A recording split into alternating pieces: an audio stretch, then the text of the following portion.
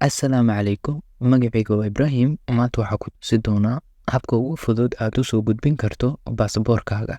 Ugu horreyn, fur abka Transfer Galaxy, kadibna gudaha u gal akoonkaaga. Page-ka ugu horeeya oo ku keena waxaa ku qoran tillaabo ayaa loo baahan yahay. Halkan waxaa ku xusan faahfaahin yar ee kooban. Ku dhufo furo koontadaada. Toos wuxuu kuu geyn doonaa website-ka Transfer Galaxy. Kadibna dib u gal akoonkaaga Transfer Galaxy.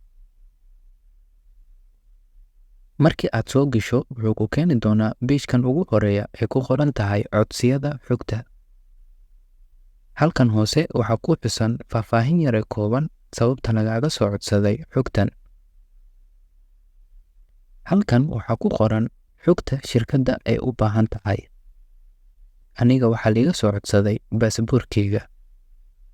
Si aan u gudbiyo markaa baasaboorkeyga, waxaan ku dhufanayaa xogta soo dir. Halkan waxaa ku xusan faahfaahin yar oo muhiim ah.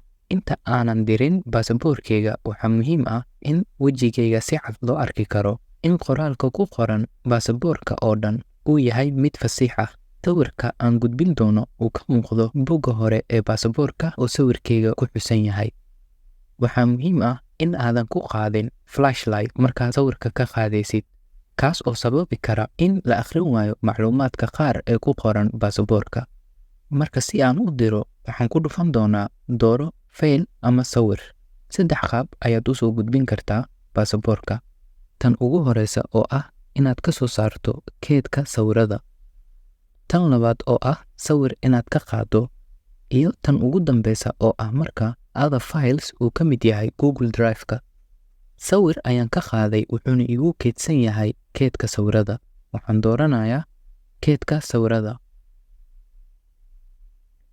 Sawirkii aan ka qaaday baasaboorka ayaan dooranayaa. Kadibna waxaan leeyahay feelasha diyaarsan waxaa soo galay hadda baasaboorkeyga.